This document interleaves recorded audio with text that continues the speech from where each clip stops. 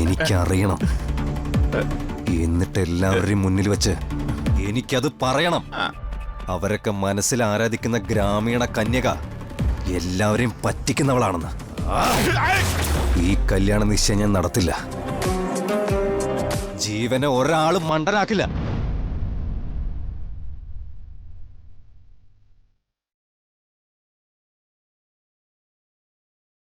മുത്തശ്ശി, മുത്തശ്ശി. നിത്യമോളാ? അതെ മുത്തശ്ശി. മോളെ ഇങ്ങോട്ട് കേറി വാ.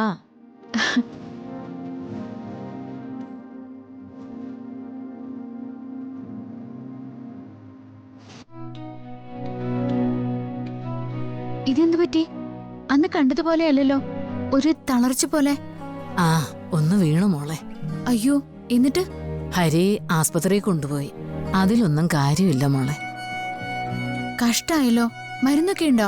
മരുന്നൊക്കെ തുടങ്ങിയിട്ട് കാലം കുറച്ചായതാ. ഇപ്പൊ ഇതും കൂടെ കൂട്ടി 1-2 എണ്ണമൊക്കെ കൂടിയിട്ടുണ്ടാവും, അത്ര തന്നെ.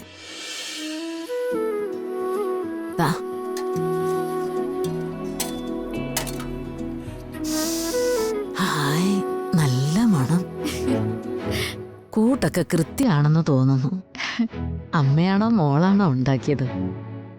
അമ്മ നേരത്തെ പോയി മുത്തശ്ശി. എല്ലാം ഞാനാ ചെയ്യാറ്. അല്ല, വീണയ്ക്കിപ്പോ എങ്ങനെയുണ്ട് മുത്തശ്ശി? അവക്ക് കുഴപ്പമൊന്നുമില്ല. ഞാനിതൊന്ന് കഴിച്ചു നോക്കട്ടെ മോളെ. ശരി.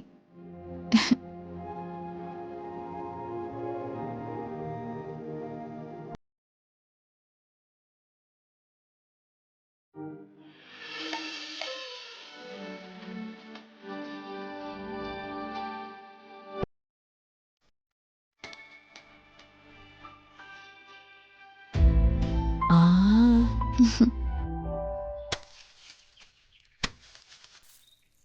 ഹരിയേട്ടാ, വീട്ടിലേക്ക് കഞ്ഞി കുടിക്കാൻ പോണ പോക്കാല്ലേ? നീ വരുന്നുണ്ടോ? ഇല്ല ചേട്ടാ, വിട്ടോ. മുത്തശ്ശിക്ക് പായസൊക്കെ ഇഷ്ടായോ? ഇഷ്ടായി. അവനിപ്പോ കഞ്ഞി കുടിക്കാൻ വരും. കണ്ടിട്ട് പോവാട്ടോ.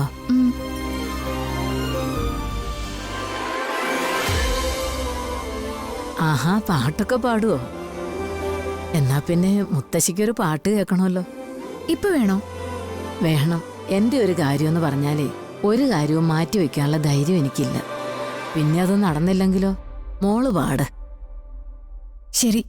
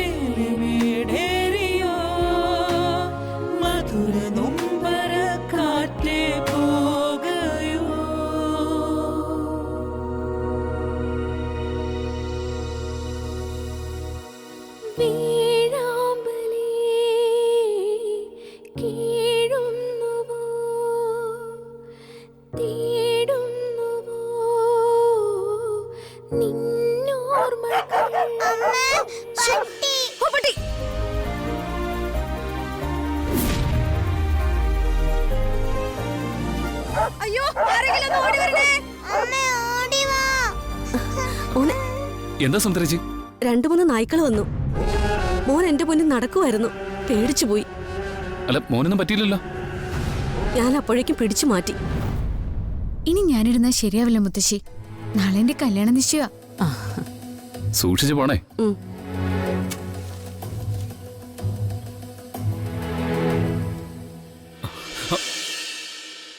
ഇനി ഞാൻ മുത്തശ്ശിയുടെ അടുത്തേക്ക് കല്യാണം വിളിക്കാൻ വരാം. ശരി മോളെ.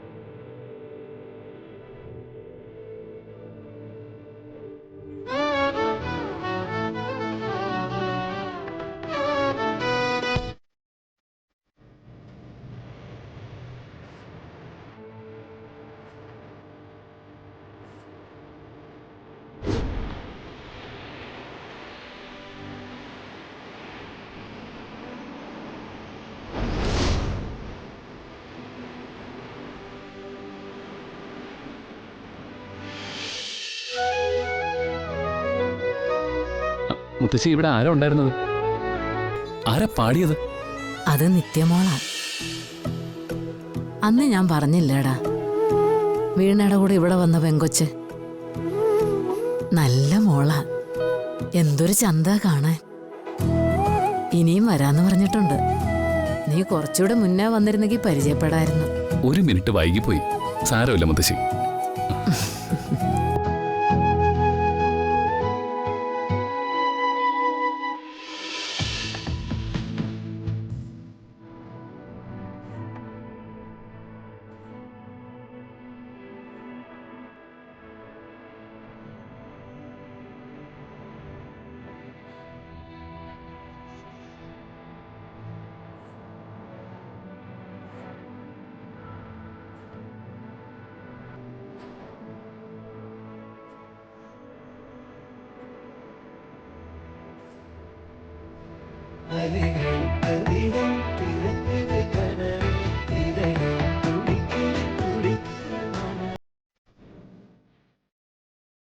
ഹലോ ഹലോ, എടാ ഹരി, എടാ നമ്മൾ അന്വേഷിക്കുന്ന ആളില്ലേ?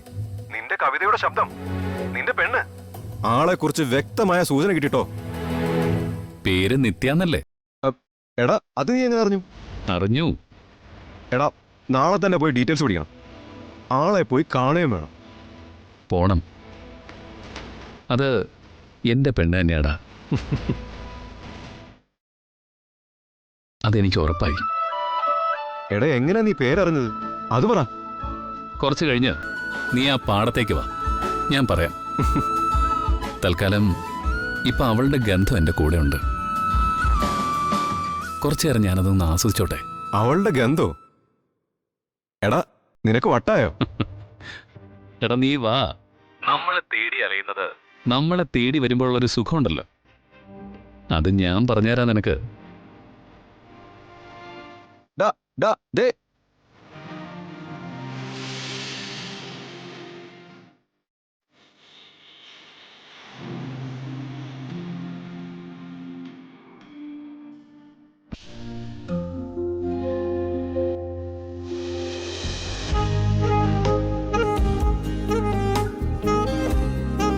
രഘുവേട്ട, എങ്ങനെയുണ്ട്?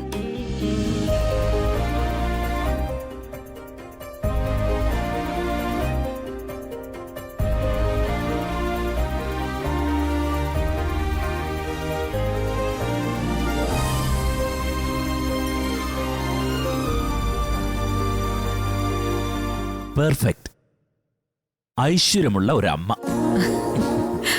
അത് മതി. തനിക്കേ അങ്ങനെ കേട്ടാ മതി. പക്ഷേ എനിക്കത് കേട്ടാ ഒരു ചങ്കിടിപ്പാ. അതെന്തു പറ്റി? അതും ഈ മക്കളൊക്കെ വളർന്നു കഴിയുമ്പോ അവരുടെ കല്യാണമായല്ലോ എന്ന് പറഞ്ഞ് നമ്മള് അങ്ങ് തിരക്കൂട്ടും, ടെൻഷൻ ആവുകയും ചെയ്യും. പക്ഷേ സത്യത്തിൽ എന്താ സംഭവിക്കുന്നത്? അവരുടെ കല്യാണം എന്ന് കഴിയുന്നു അന്ന് മുതല് നമുക്ക് വേറൊരു വിളിപ്പേര് വീഴും. അമ്മായി അച്ഛൻ, അമ്മായി അമ്മ. ഇനി ഇവിടുന്ന് അങ്ങോട്ടൊരു 10-12 മാസം കഴിയുമ്പോൾ അടുത്ത വിളി എന്താ? അപ്പൂപ്പനും അമ്മൂമ്മയും. അതും കേൾക്കണ്ടേ? ചേടാ, ഇതെന്തു പാട്? അപ്പനാവാനുള്ള പ്രായമായില്ലേ രഘുവേട്ടന്? പ്രായമൊക്കെ ആയി. പക്ഷേ എന്നാൽ അതും കൂടി സമ്മതിച്ചു കൊടുക്കാൻ ഒരു ബുദ്ധിമുട്ട്. എന്തിന്? നമ്മുടെ കല്യാണ നിശ്ചയല്ലേ ദേ ഇന്നലെ കഴിഞ്ഞ പോലെ എനിക്ക് തോന്നുന്നത്. എന്ന് പറഞ്ഞാ എന്റെ മനസ്സ് അത്രയ്ക്ക് ചെറുപ്പമാ. ഞാനതൊക്കെ മറന്നു. പിന്നെ മറക്കുന്നു. അതൊക്കെ ജീവിതത്തിൽ ആർക്കെങ്കിലും മറക്കാൻ പറ്റുമോ? ഞാൻ തന്നെ പെണ്ണ് കാണാൻ വന്നപ്പോ താനിട്ടിരുന്ന ഡ്രസ്സിന്റെ നിറം, താൻ ചായക്കൊപ്പം കൊണ്ടുവന്ന പലഹാരങ്ങൾ, അതിനുശേഷം ഞാൻ തന്നോട് ചോദിച്ച ചോദ്യങ്ങൾ, അതിന് തന്റെ മറുപടികൾ, ഇതൊക്കെ പുസ്തകത്തിൽ എഴുതിയതുപോലെ എന്റെ മനസ്സിൽ പതിഞ്ഞു കിടക്കുക. വെറുതെ അല്ല, അച്ഛൻ ചോദിച്ച പോലെയുള്ള ചില ചോദ്യങ്ങള് മോനും പെൺകുട്ടികളോടൊക്കെ ചോദിക്കുന്നെ. രക്തഗുണം.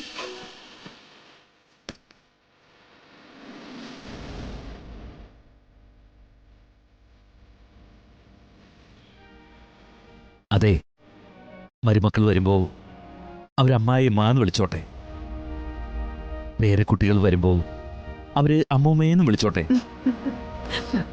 പക്ഷേ എനിക്കിപ്പോഴും താൻ അന്ന് പെണ്ണ് കാണാൻ വന്നപ്പോ എന്റെ മുമ്പിൽ വന്നു നിന്ന അതേ സുജാത തന്നെ കേട്ടോ.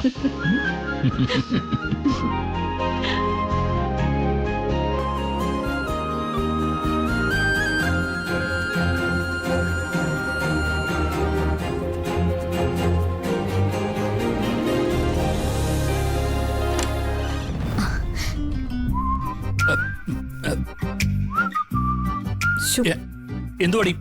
ഞാൻ നിങ്ങൾ ഒരുങ്ങി കഴിഞ്ഞൊന്ന് നോക്കാൻ വേണ്ടി വന്നതാ. എടി, ഒരുങ്ങി കഴിയുമ്പോ ഞങ്ങൾ അങ്ങോട്ട് വരില്ലേ? നീ പോ പോ പോ പോ.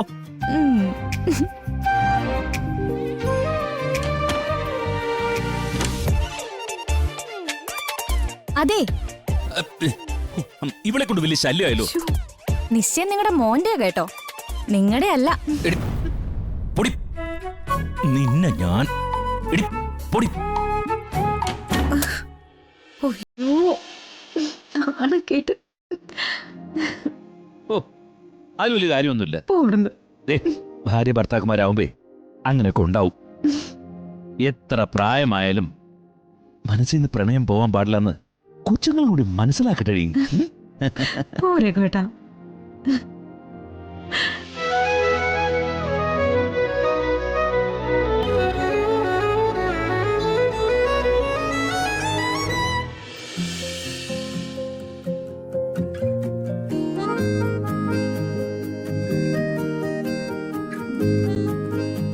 മോളെ ഇതവിടെ വെച്ചോ.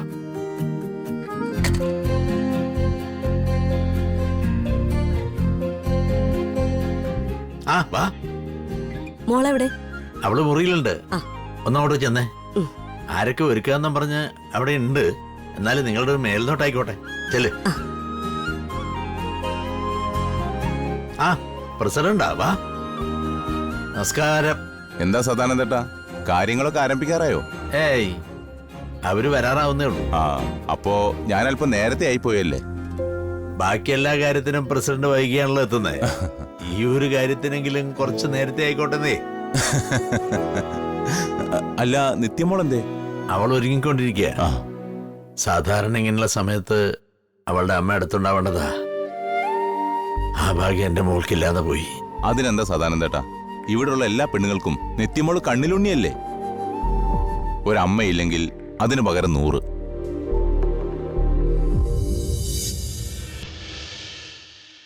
നിത്യയെ പിന്നെ സുന്ദരിയാക്കാൻ ഒന്നുമില്ലല്ലോ. നല്ല ചേലല്ലേ കാണാൻ. കണ്ണു വെക്കല്ലേ ചേച്ചി, ആ പാവ എങ്ങനെയും ജീവിച്ചു പൊക്കോട്ടെ. ഓ, എന്നിട്ട് ഞാൻ കണ്ണു വെച്ചവരൊക്കെ ജീവിതം മതിയാക്കി അങ്ങ് പോയേക്കുമല്ലേ? എന്താ ഇത്? രാജകുമാരിമാർ അണിയുന്ന പോലത്തെ ആഭരണങ്ങളാണല്ലോ. അവിടുന്ന് അമ്മ കൊണ്ടുവന്നതാ. കോളടിച്ചല്ലോ മോളെ. ഇതുപോലുള്ളൊരു അമ്മായിയമ്മ കിട്ടുവാണെങ്കിൽ ഞാൻ വേണമെങ്കിൽ ഈ പ്രായത്തില് ഒന്നുകൂടെ കല്യാണം കഴിച്ചേനെ.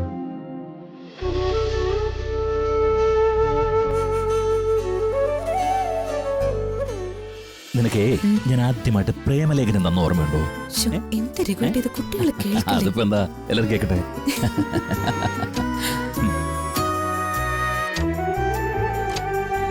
എങ്ങോട്ടാ രണ്ടുപേരും കൂടി? നിശ്ചയത്തിന് പോകാനാണെങ്കിൽ നടക്കില്ല. ഏട്ടൻ ഇവിടെ ഇല്ല. എന്താ നീ പറയുന്നേ? അവൻ ഇവിടെ ഇല്ലെന്നോ? ദേ മോളെ, ഒരു നല്ല കാര്യത്തിന് ഇറങ്ങുന്നതിന് മുമ്പ് നീ ഞങ്ങളെ കളിപ്പിക്കാൻ നിൽക്കണ്ട കേട്ടോ. എന്റെ അച്ഛ, ഞാൻ പറഞ്ഞത് സത്യമാ. ഏട്ടൻ ഇവിടെ ഇല്ല. അച്ഛന് സംശയം ഉണ്ടെങ്കിൽ ശരവണനെ വിളിച്ച് ചോദിച്ചു നോക്ക്. എന്നിട്ട് അവനെവിടെ? ശരവണ,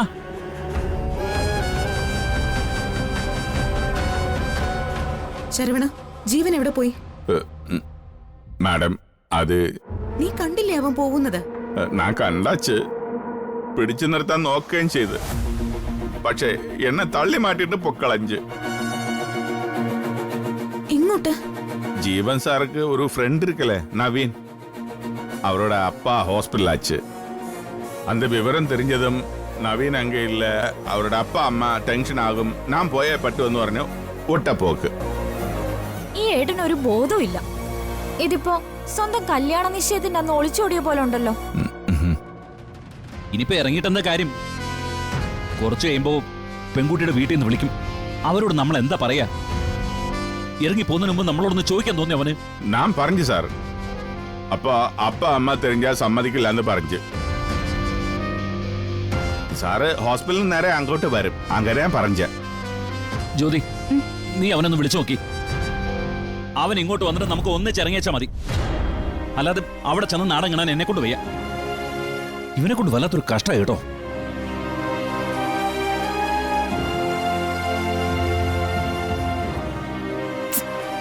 ഏട്ടന്റെ ഫോൺ കിട്ടുന്നില്ല.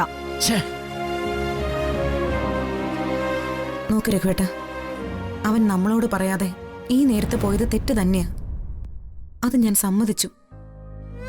പക്ഷെ സ്വന്തം ജീവിതത്തിൽ ഇത്രയും പ്രധാനപ്പെട്ട ഒരു ദിവസമായിട്ടും അവന്റെ കൂട്ടുകാരന്റെ അച്ഛന് സുഖമില്ല, കൂട്ടുകാരൻ സ്ഥലത്തില്ല എന്ന് പറഞ്ഞപ്പോ അവൻ ഓടിപ്പോയില്ലേ? ആ നല്ല മനസ്സ് കാണാതിരിക്കണ്ട. നമ്മുടെ മക്കളിൽ നിന്ന് നമ്മൾ അതല്ലേ പ്രതീക്ഷിക്കുന്നത് രഘുവേട്ട. അമ്മ എങ്ങനെ പറയുന്ന ഏട്ടൻ അറിയാച്ചാ. അത് തന്നെ ഏട്ടൻ പോകുന്നത്. നീ ഇനി അച്ഛനെ എരിവ് കയറ്റണ്ട രഘുവേട്ട. നല്ലത് മാത്രമേ അവൻ ചെയ്യൂന്ന് എനിക്ക് ഉറപ്പുണ്ട്. അവൻ അങ്ങോട്ട് വരാമെന്നല്ലേ പറഞ്ഞത്? അവൻ സമയത്ത് വന്നോളും. നമുക്കിറങ്ങാം. അല്ലെന്നേ, അത് ഈ നല്ലൊരു കാര്യത്തിന് പോകുമ്പോ നമ്മൾ അമ്പലത്തിൽ കയറുന്ന പതിവില്ലേ? ഇത് അതുപോലൊരു പുണ്യപ്രവൃത്തിയാണ്. അത് പറഞ്ഞാൽ അവർക്ക് മനസ്സിലാവും. നമുക്കിറങ്ങിയേക്കാം. ആ, എന്നാ പിന്നെ ആയിക്കോട്ടെ. ദേ അവിടുത്തെ ചോദ്യങ്ങളൊക്കെ താൻ തന്നെ കൈകാര്യം ചെയ്തോളണം. അത് ഞാൻ ഏറ്റു. ആ, എന്നാ ഇറങ്ങിയേക്കാം.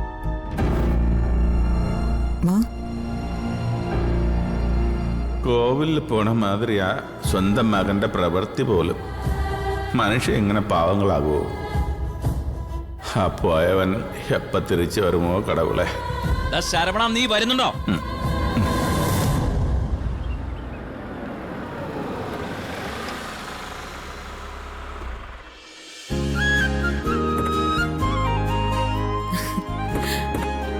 നമസ്കാരം. പ്രസിഡന്റ് നേരത്തെ എത്തിയോ? ഇതിപ്പോ രണ്ടു കുടുംബങ്ങളും നമ്മുടെ സ്വന്തമായി കഴിഞ്ഞില്ലേ, അപ്പൊ പിന്നെ എങ്ങനെയാ വൈകുന്നത്? ഭാര്യ വന്നില്ലേ? ഇന്ന് മോളെ ഡോക്ടറെ കാണിക്കേണ്ട ദിവസാ. അവരങ്ങോട്ട് പോയി. ഓ, നിശ്ചയത്തിനില്ലെങ്കിലും സാരമില്ല, കല്യാണത്തിന് മുഴുവൻ സമയം ഭാമയുണ്ടാവും. അല്ല, മോൻ പോകുന്നില്ലേ? ഞങ്ങള് ഒന്നിച്ചിറങ്ങാൻ വേണ്ടി തുടങ്ങിയതാ. അവന്റെ ഒരു കൂട്ടുകാരന്റെ അച്ഛന് സുഖമില്ലാണ്ടായി, ബ്ലഡ് വേണം. ജീവന്റെ അതേ ഗ്രൂപ്പ് തന്നെയാ. അവനിത് കൊടുത്തിട്ട് ഹോസ്പിറ്റലിൽ നേരെ ഇങ്ങോട്ട് വന്നോളൂ. ആ അത് ഗംഭീരായല്ലോ. ജീവിതത്തിൽ ഒരു നല്ല കാര്യം നടക്കുമ്പോൾ അതിന്റെ ഐശ്വര്യം പോലെ ഇത്രയും നന്മയുള്ളൊരു കാര്യം ചെയ്യാന്ന് പറയുന്നത് അതൊരു വലിയ കാര്യാ. കൊഞ്ചം കഴിയുമ്പോൾ അതറിയാം മകനോടെ നന്മ.